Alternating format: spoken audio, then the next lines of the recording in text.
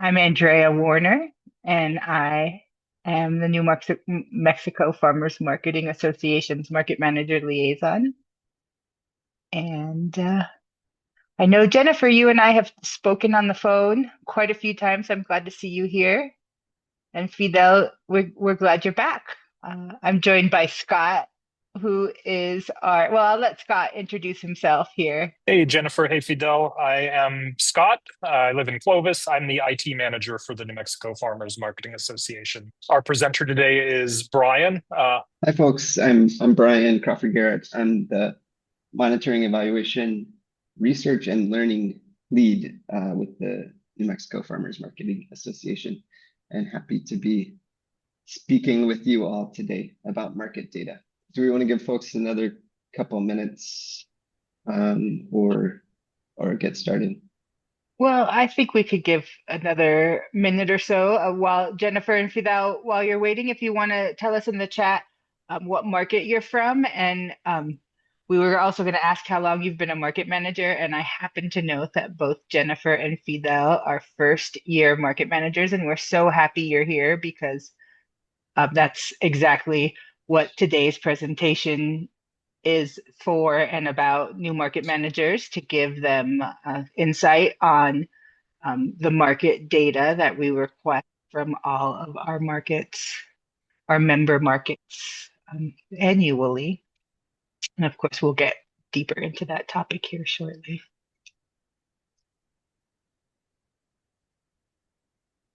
And also in the chat, would you let us know if you are running double up food bucks at your market?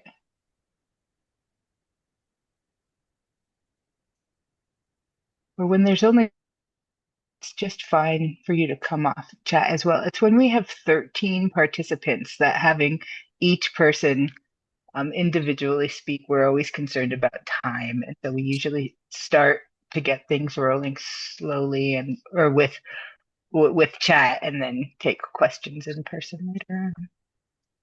And Fidel, you say, yes, you're a double up manager. And Jennifer, as I recall, your market's working on getting double up, but you don't quite have it running yet, or you do have double up. And if you're fumbling around in Zoom looking for the chat button, if you take your cursor and you move it down to the bottom of the screen, a bar should pop up across the bottom of the screen with a whole bunch of options. That chat option is the first option, and then you can message us via the chat and see other people's chats that way as well. There's also a raise your hand option for if you have a question and you'd like to catch our attention, you can use that raise your hand option. And another feature I wanted to talk about today is when Scott is sharing screen with us, maybe you'll share screen really quickly with us, Scott. There are two tabs across the top. If you run your cursor across the top of the screen, one says meeting. And if you click that, you'll be looking at all of the meeting participants. And then if you click Scott Nauer's screen, you're going to see the screen that we're sharing for the meeting. And so you're just going to want to make sure that you are seeing the screen that we're sharing. And here we are at 3:05. And so I think with that, we'll just get straight into our presentation here.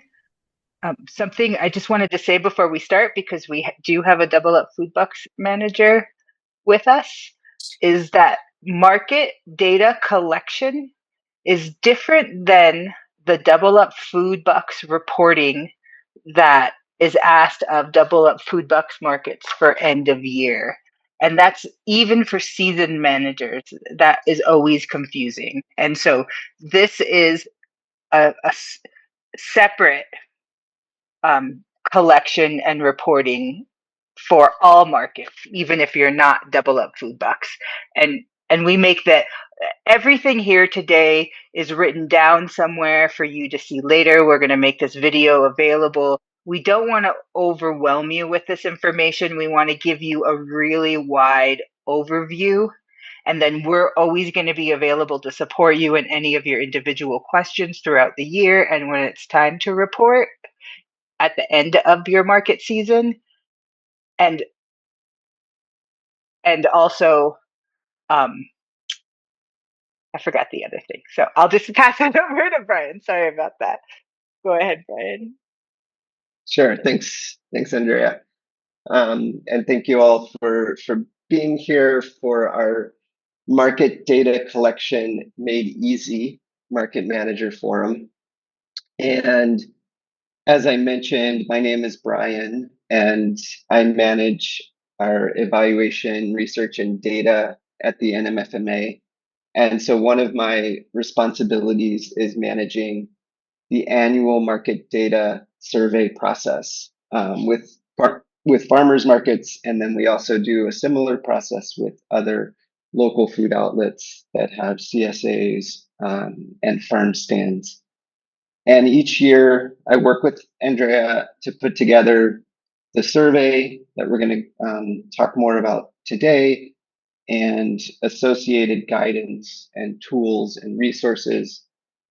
And then once we get the data from our markets, we review it, analyze it, and summarize it, and then prepare a couple of different types of reports in February that are ready for the annual conference each year in March, the annual NMFMA conference in March. And so today it's really all about market data. We can go to the next slide, Scott. Our agenda that we're going to go through.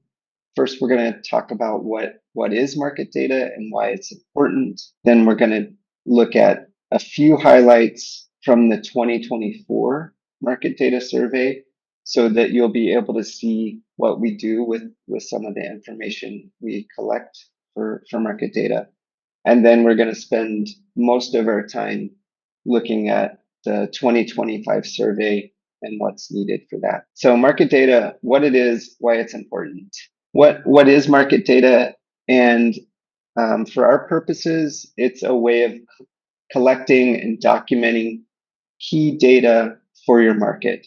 Things like sales, customer counts, vendor counts, and other pieces of information for farmers markets and other local food outlets across New Mexico.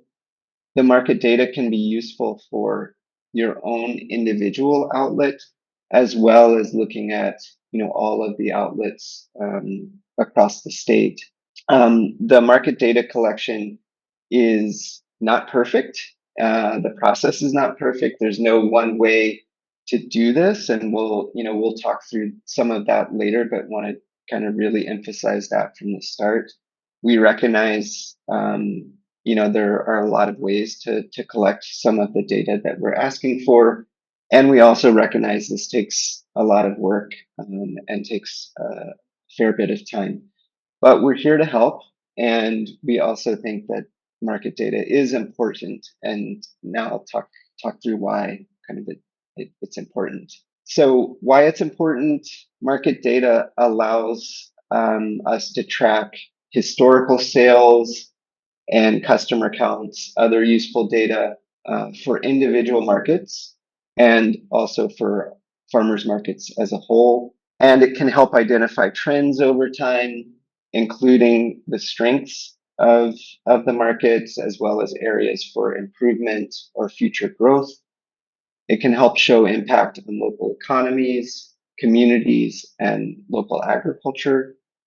It provides information for the NMFMA and other partners for advocacy at the state level and also for helping access state and federal funding. And hopefully it helps us all learn and improve in the work that we're doing. So now I'm going to talk through just a few of the highlights from the 2024 survey before we dive into what you're going to need to provide for 2025. And so this first slide, it shows our overall gross total sales for the period from 2015 to 2024. And this is for all farmers markets, as well as other local food outlets that are reporting their sales to us through the market data survey.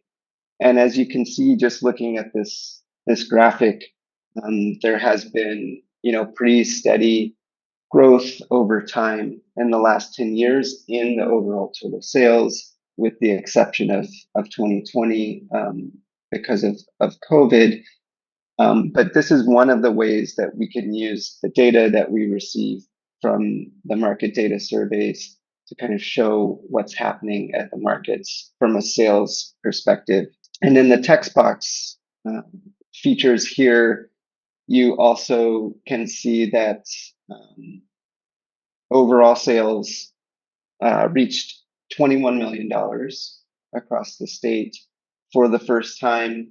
And this is the highest amount that we have in our records. And we also see that agricultural sales made up about 60% of the total gross sales in 2024. And that almost 2/3 of the vendors, excuse me, of the vendors were farmers and ranchers at the farmers markets. So that was about 64%. This is another visual, and this is part of a 2-page summary that we produce every year, where it shows for each and every farmers market the total sales, along with agricultural sales, any SNAP and Double Up and Fresh RX sales per market. And this is used also to show how we get to the overall numbers that I showed on the previous slide. And there's a lot of information here, but I just wanted to highlight this as part of what we put together with the market data each year. And this is one of the pages of the 2-page summary that we put together for the annual conference each year. And then I also wanted to highlight this information on customer counts. So this shows that in 2024, there were more than 1 million customers that went to farmers markets, farm stands, and were CSA members across the state of New Mexico. This is the first time we've had customer counts over 1 million people. And if you look at the graph, it shows that the vast majority of those customers were participating in farmers markets on Saturdays and Sundays. And then the rest of the customers, were participating Monday through Friday markets or at farm stands and CSAs. There's a lot more information on the 2024 market data survey. And you can find the 2-page summary report that I mentioned, as well as a much more detailed report that shows the overall information for all of the questions on the survey. It's on our research and evaluation website, and we'll make sure to share out the slides from today's presentation, so you have the links to these sites and these documents if you want to refer to them in the future. Okay, before we turn to the 2025 market data survey, Andrea, anything you want to mention before we jump into this part of the presentation?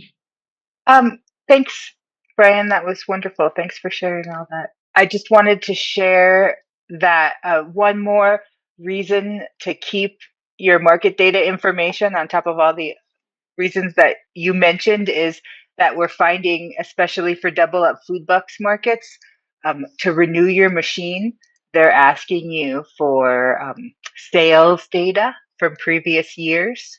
And so it not only do we use this information, but like Bryan said, it really behooves your market to have have this information for uh, for years to come, so that if you are asked to report on sales or anything else that might come up in your community that this would be useful for, it's important to have.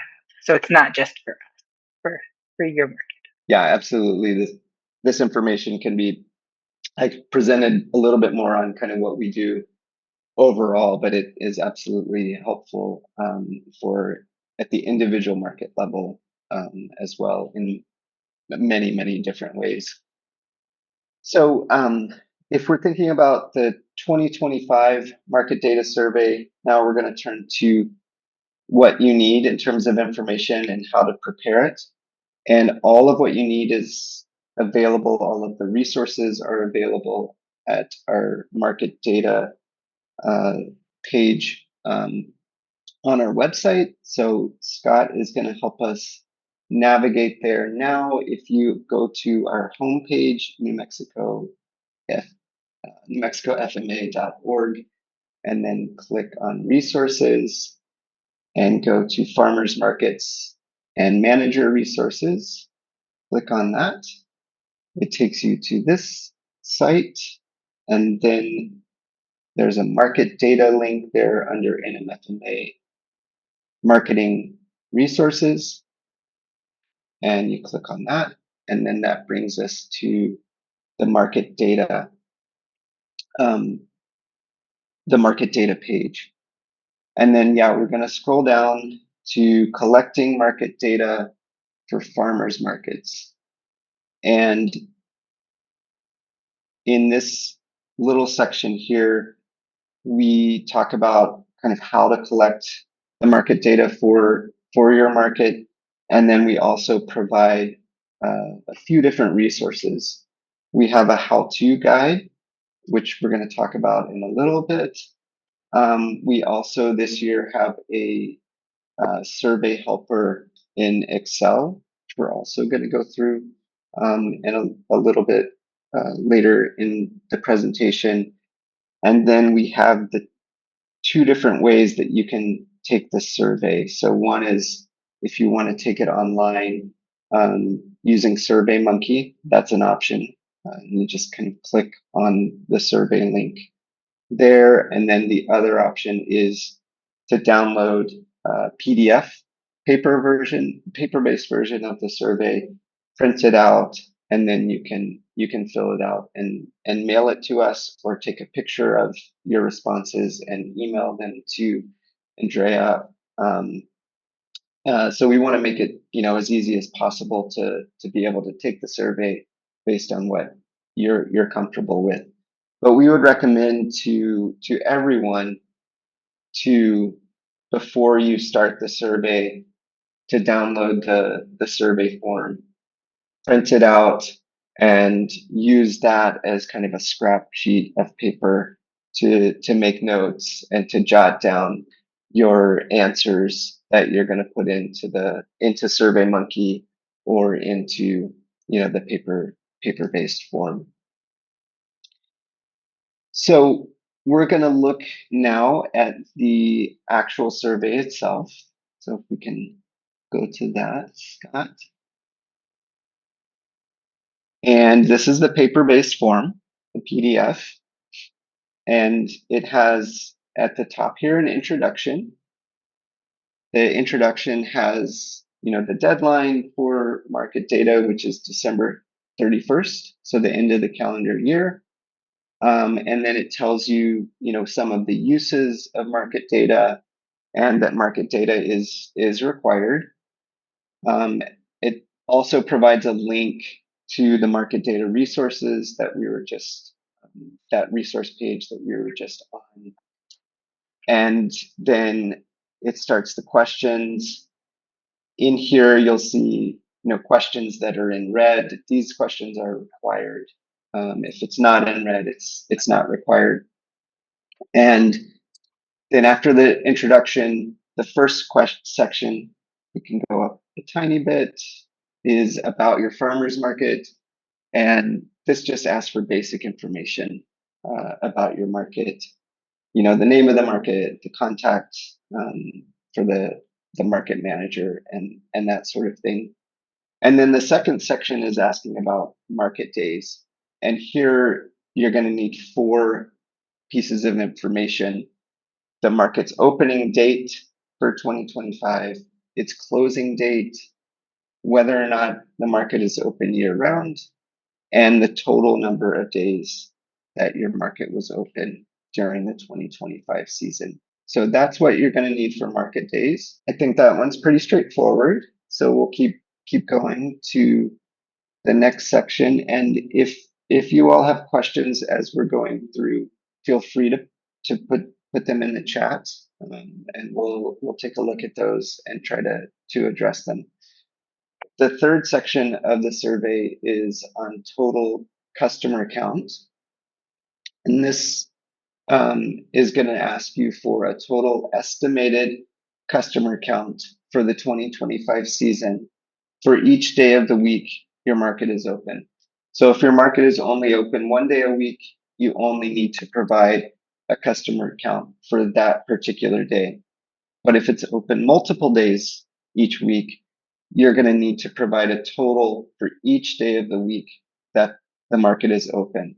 And you'll fill in your estimated customer count total for each of those days that your market is open. And this same table is going to be also in the SurveyMonkey survey. So if you take it online, you'll be filling out something like this as well in the online version. Yeah, Andrea, go ahead. And just before we move on past here, I think this is where the how-to guide helps. There's a couple different suggestions on how to take the customer count for your market on the how-to guide, and it can be tricky for bigger markets that have multiple entrances to. Do we want to take a minute and look at those right here, or were we gonna talk about that? Yeah, we can look at the recommendations for how to How to take take the your customer customer count. counts and also how to calculate the information. So yeah, Scott, if we can go to the how-to guide. With the customer count, we're not asking you to count all of your customers at market every week. We're actually recommending that you choose 4 separate days during your market season, spread out, at the beginning of the season, at the middle part of the season, and at the end of the season, to take the customer count. It's nice if you can find a volunteer who will do this, and even if you can get the same volunteer to do it 4 times, all 4 times, and to get one of these clickers that counter clickers that you can see the motion I'm doing here, so that rather than counting and trying to keep track of the number, that you have that clicker to count for you. And there's a couple different ways you can do that. One would be for that volunteer to actually count every visitor. So we say customers, but of course some people come to market and they don't shop, and so they're a visitor.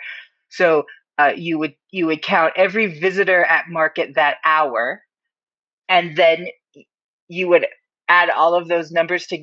If you had a 4-hour market, you would add all 4 of those numbers together, and then you would divide by 4, and you would get the average of how many visitors you had at your market that day. The second way to do it would be to set that person with the clicker at the entrance of your market and just count people as they come in for the full 4 hours of your market. Oh, and Scott's letting us know that there's clicker apps on your phone, and that's a great point, because I forgot that there's probably an app for that. And I like a so, standalone dedicated clicker idea too. Don't get me wrong, because it's not going to run yeah, out of batteries or whatever. So whatever right. works for No, you, it's right? very analog. So the second way to take that count is if you just have if you have a single entrance, counting people as they come in. Now, markets that have multiple entrances, they've actually put multiple people at the entrances to take multiple counts, and then they bring all those numbers together. So of course, and then at the end of the day, you have, of course, we know we're not going to get exact numbers here, but you have a pretty good idea of how many people came through market that day. We encourage you to figure out what's best for your market. And again, we know that you're not going to have perfect numbers. So we're just asking you to do the best you can 4 times a year or 4 times a season. Yeah, And then, yep, go ahead. You want to explain what you yeah, do with those 4 numbers after that? sure. Yeah. Yeah, Scott, if you can scroll up a little bit. As Andrea said, we're suggesting you take customer counts for a minimum of 4 times during the season, once towards the beginning, 2 times kind of in the middle, and then once towards the end. And then in terms of calculating that information, you're going to add up the totals of those 4 times to get a total customer count for those 4 times, and then you're going to get an average of those. So if you do it 4 times and you get your however many people it is for those 4 times, then you're going to divide by 4 to get your average, and then you'll multiply back that average times the number of days that your market has been open. And this again is all laid out in the how-to guide with an example of how to do this. So if you need any help on it, we're also here to help with those calculations and that sort of thing. But once you've done it once or twice, I think it is comes back pretty easy. But that's how you do the customer count. And as Indra said, absolutely recognize that these are estimates and kind of the best that we can get for these, but they are they are important to try and get uh, at least the best estimates for this information. And just to reiterate also what you said when we started talking about customer accounts, if you have by any chance a Saturday and a Wednesday market, let's say you have 2 markets a week, we'd like you to get those 4 counts for both days of the week. So you would do this for Wednesdays and you would do this for Saturdays, and you would keep those numbers separate. So you would have a total for your Wednesday market attendance, and you would have your total for your Saturday market attendance. And I actually have heard of a few markets that have changed the day of the week that their market was on because they were doing customer counts, and they realized there was a day of the week that was much better customer wise, and they stuck with that one. Great. Let's go back if we can to the survey, and then we're going to go down to the next section 4, which is on vendor counts. And this is where we ask for 2 things. We ask first the total number of individual vendors that participated in your market in 2025. And then we also ask for the average number of vendors at the market each week. So the first one, the total number of vendors, is the number of vendors who are on your vendor list or your vendor roster for the market season. And then the average, we ask that you add up the number of vendors you have at the market each market day, and then you divide that total by the number of days your market was open.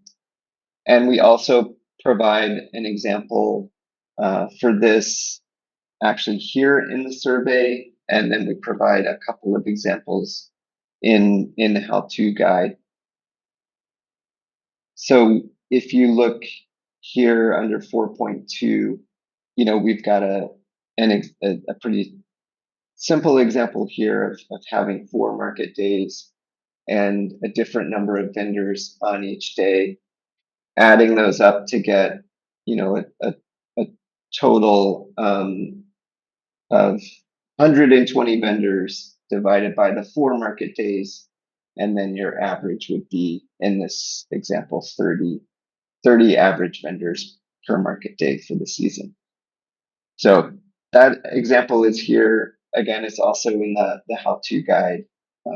So you can reference the how-to guide for help with this one too. And it's pretty standard. I'll just throw in here. It's pretty standard that market managers, every market, keep a list of all of the vendors that are at their market for the day. So this isn't a very heavy list.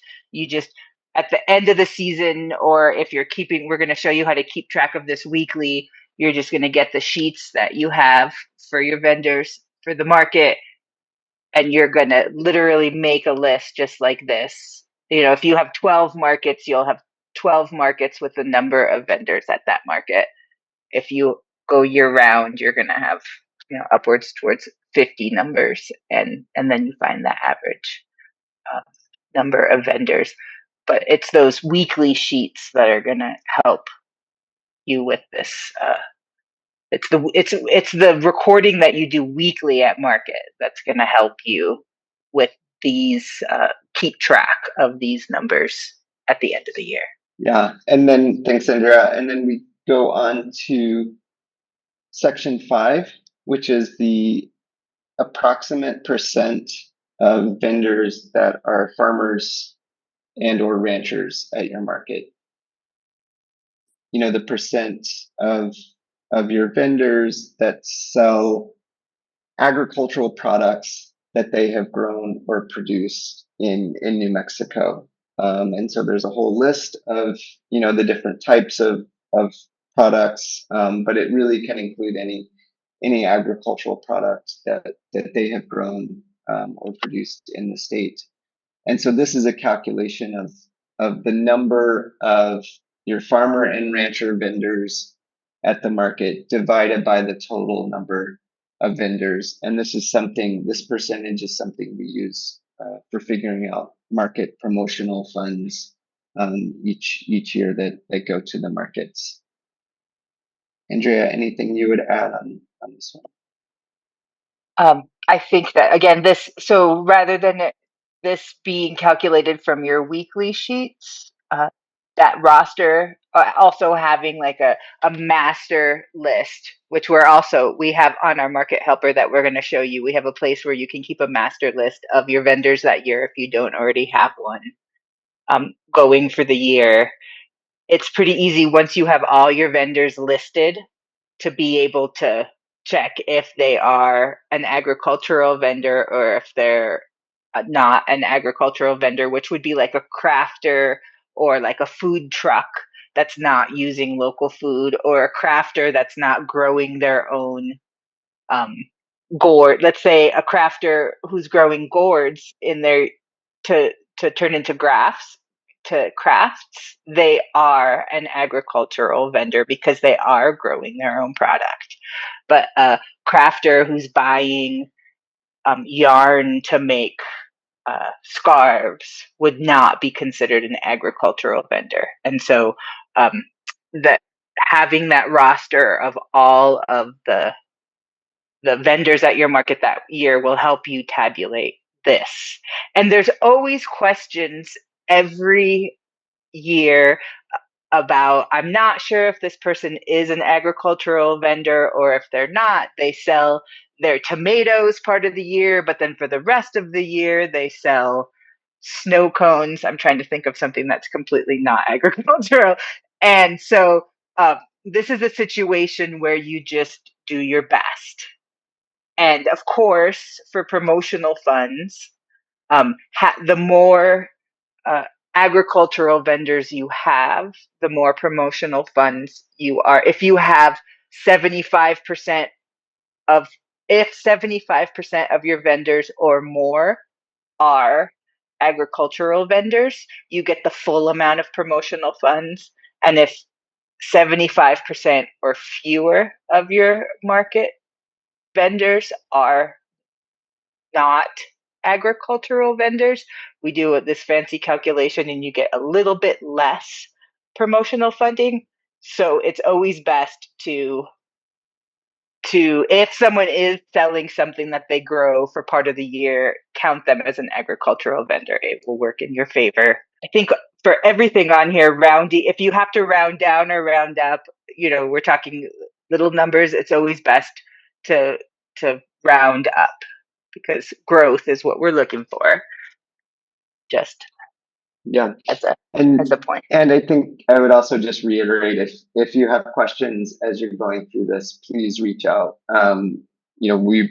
We're here to help and are available to talk through any questions that you may have on the survey. The next section is the sales figures, and this we ask for two different sales figures. One is the total agricultural sales for your market, and then we also ask for total non-agricultural sales. So these would be things like arts and crafts or baked goods, that kind of thing. So we want to know those two different figures, and then we do provide some suggestions for how you might be able to get these sales figures. Andrea, I'll let you talk more about that too. Sure. And this is one of the heavier lifts for market managers we found is collecting, as accurate sales figures as possible. And I just want to reiterate how important it is for your own market, for your own business, that you do have some idea of the sales throughout the year. And that can, for multiple reasons, but just any business, it's good business to know if you've had growth or shrinkage from year to year. And that helps direct your business when you understand the sales figures. Now, that being said, when you're dealing I'll give an example of my experience at Silver City Farmers Market. We had 30 vendors a week at some point, and not all of those vendors were very friendly about wanting to share their sales. And so, Scott, if you'll go back to the how-to guide, to that slip that we originally wanted to show on there. This is one, oh, no, sorry, on the how-to guide. We'll look at this next. Thank you. And then scroll down to the bottom. On our how-to guide, we've put a list that I would call or a slip on here, or 3 slips that you can print up and cut, that I'm going to call a suggestion rather than a hard rule to use. And you'll see here that this is an anonymous slip. It says right here, we don't need your name. Sales are anonymous. And so that helps you to make your vendors a little more comfortable about sharing their sales information. And we've actually itemized it here. So if they're selling multiple products, they can write what they made that week or the week. A lot of times vendors at the end of market are exhausted. They haven't counted up how much money they have. They don't want to think anymore about it because they're done and ready to go home. So they can bring it back the next week with these answers in there, with the sales figures filled out. And again, we know that you're going to do the best you can to get this information. If you're struggling at market, reach out to us and we can talk about your individual market and how you might best collect these. There's one manager who says there's a jar on their information table where vendors are able to put these in week to week. The only thing I think that we need to add on here is a date. Option for a date, because it's hard to keep track of what week this was used. I would recommend that it's dated, and I'm realizing here there's not a date on this one. But so this is one way to collect them, to collect those sales numbers. You could do it weekly, you could do it monthly, and so then you're getting a full, if it's a vendor that's there every week, they're giving you their full month's sales, which might be easy for them to calculate, or easier to calculate. You could even try at the end of the year to just ask your vendors, what did you make this year? And then collect all the data that way. And again, it could be anonymous. If you don't have weekly vendors with that annual case, you'll be missing the information from the people who only came out to market for a few weeks. And so none of these are perfect. Again, we're asking you to do your best in collecting this information. I just want to show you a slip that actually I created when I was the Silver City Farmers Market Manager, if you'll show that other slip now, Scott. This was a weekly slip that went out to all of the vendors. I'd go around about 11 a.m. and our market ended at noon, and pass this out so they could start filling it out. They could put their name, they could put the date, and then this is how we would count their tokens. They would put the number of tokens and how much money they took in, and then add up all the tokens so I could reimburse them. Okay. And then at Silver City Farmers Market, we actually took a 5% of the total sales. And then so they would, for their fee. So they would write their fee in, yep, in that empty box there with the $sign. And then we could reimburse them for their tokens minus their fees. I don't want to get too deep into this because it's not pertinent, but you'll see over here on the left in the bottom corner, there's this total sales. That is where they would write in their weekly total sales for us. What I'm noticing here is I didn't have it annotated by agricultural or non-agricultural, but I knew my vendors and I knew that Wendell sold meat and that Lisa sold soaps. And so it was easy for me to figure out. And then I also knew the people who had crafts and food, probably what percentage they were selling of each. So I could figure that out. But the vendors who, since this did have their name on it, we did have some vendors that were reluctant to put in their weekly sales, even though that's how they figured out their fee. So last ditch, because we had this sliding scale fee, I could tell by whatever the fee they paid how much they made that day, or how much they were reporting they made that day, as it were. So I had a couple different ways as a manager that I could guesstimate our total market sales. And so again, just like that customer count, this is very personalized for each market because every market has their way of doing things. And so if you want to reach out and talk to us about how it might be easier for you to do, please do. It is easiest to get this information while you're also getting fees from vendors or reimbursing them, even better, reimbursing them for their double up food bucks or EBT sales for the day. I also have a link to a full page of these tickets on an Excel sheet that can be individualized for your market and turned into slips like this. If anybody's interested in receiving that, I can make that available for you to make one that's unique for your market needs. Yeah, so I think just to reiterate, there's multiple ways to get the sales information. It's not an exact science, and we're really asking you to do the best you can with the resources that you have. How often you collect it, how you collect it, those things can vary depending on the market and that sort of thing. So that's the end of the required questions for the survey. Then we do have several additional questions at the end where we ask about things like market staffing, volunteers, and vendor fees, and then that wraps up the survey. I do want to now turn, with the last few minutes we have in our time today, to look at a helper tool that we've prepared that you can use if you would like. It's an optional tool that we have available as a resource, and it's also in the market data page, and it's called the Market Data Survey Helper.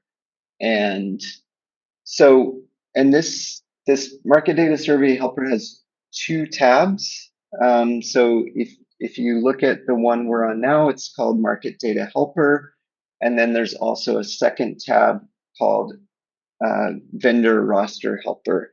So we're going to start by looking at the first one. And as you'll see, the numbers in column A for the number of market days you've had are pre-filled, and we have those pre-filled from 1 to 52, so you can have your days there. And then we're also looking here at market days, customers, vendors, and sales. So this is an area where you can track this information. And Scott, I'm going to maybe share my screen now because I've got some data for already pre-filled. Yep. Bryan created this sheet for all of the markets, and I just have to give props to Michael Olson, our Silver City Farmers Market Manager, because this was an idea he created on his own.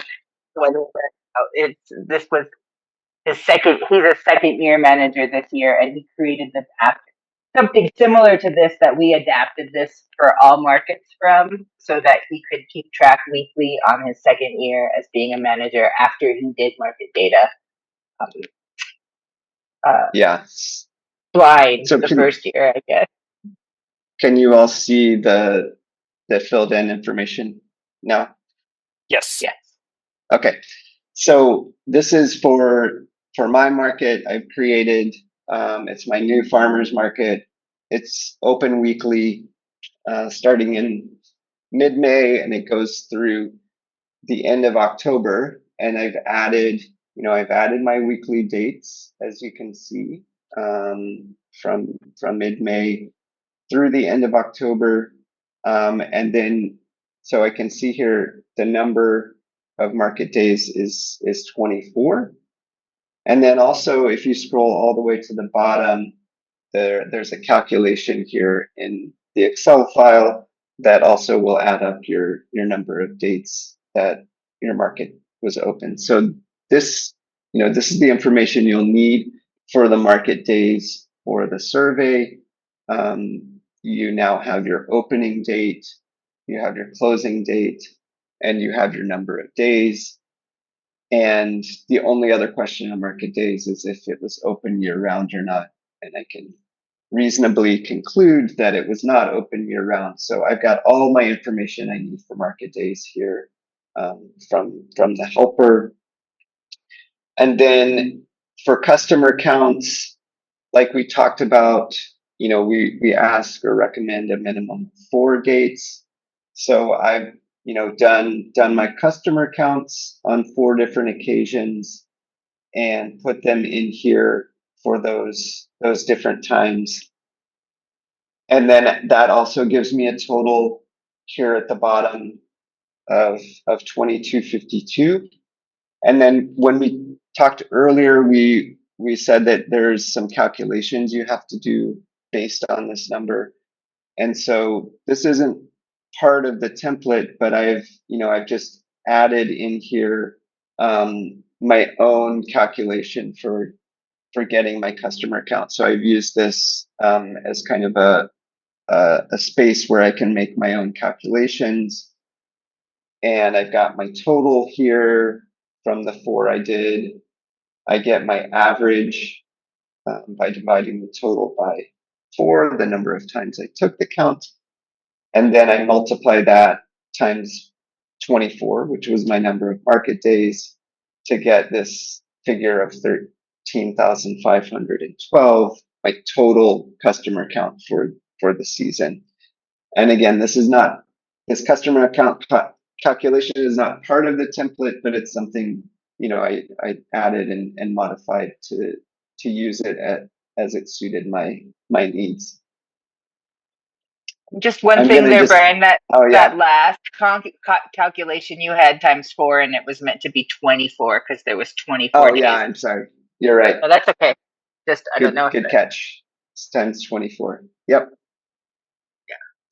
Then for vendors, I've noted here, the number of vendors at the market each week. And then, as I scroll down, I've got a total here.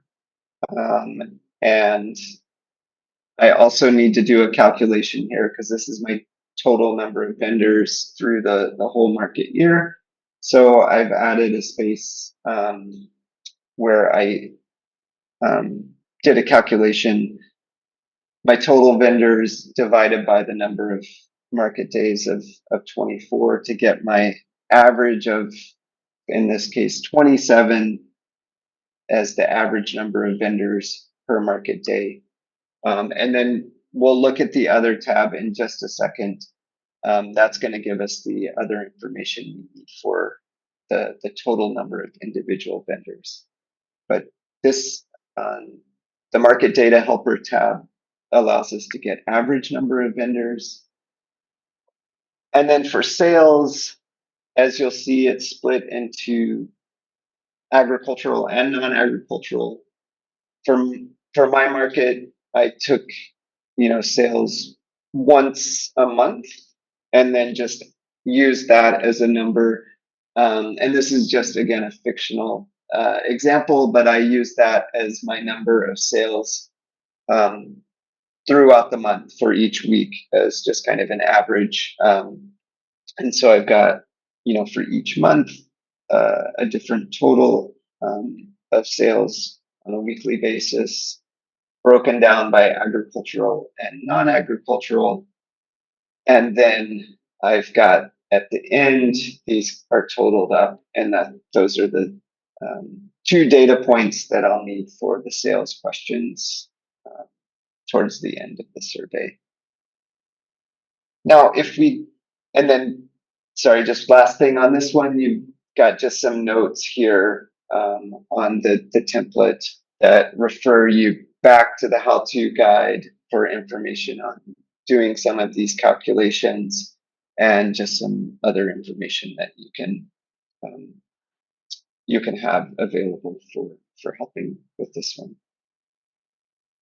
And then for the market or the vendor roster, the template has numbers pre-filled again in column A, and the vendor roster helper can give you information on the total number of individual vendors and then also help for the percentage that are farmers and ranchers or agricultural producers. And so I've gone in and I've got, 40 total vendors at my market. And you can see that here, all their names, and adding up to the last one is 40. So that's my number of total individual vendors at the market. And then I've noted if each one was a farmer or rancher. If they were, I've put in a 1 here. If they weren't, I put in a 0. And then I sorted them, by 1 or 0, so that I could then tell that I have 30 farmers and ranchers at my market out of my total of 40.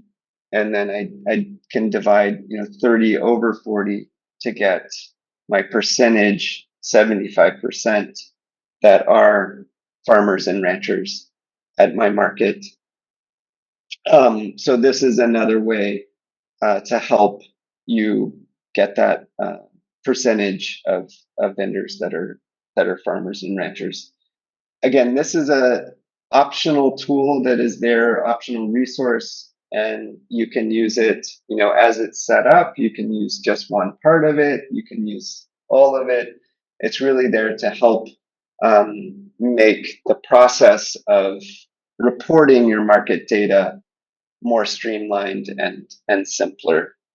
So I know we're getting close to time, so I'll stop there, and Andrea, hand it over to you and see if you have anything else to add.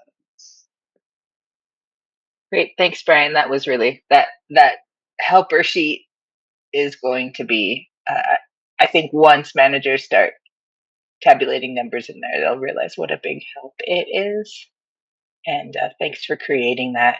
And we'll be sharing that and updating it, throughout the years as we need it here. Um, and I think, I think that we got through all of the information. It's a lot of information.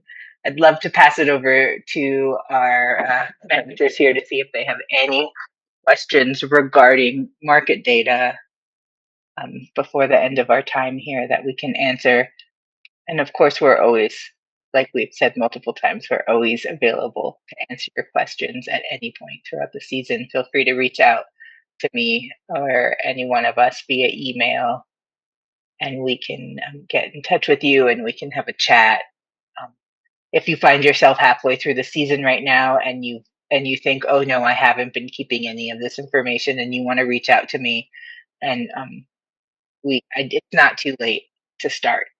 So uh, we can I can help you um, start to to gather that information from any information you might have throughout the season.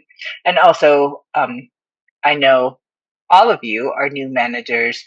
This first year, I tend to give some leeway in the reporting for that good standing that we talk about as a member. So don't feel like you're going to be penalized here in your first year if your market data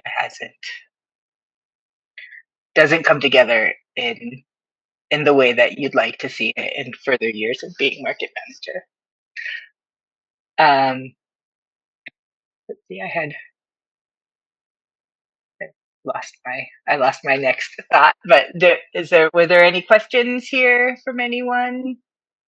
We're going to make this available, or let's see, check the chat here. Nothing. Yep. And Fidel, I did get an answer to your SNAP question. We'll just wrap up our forum, and why don't you stay on, and I can let you know. I'll give you the information you're looking for.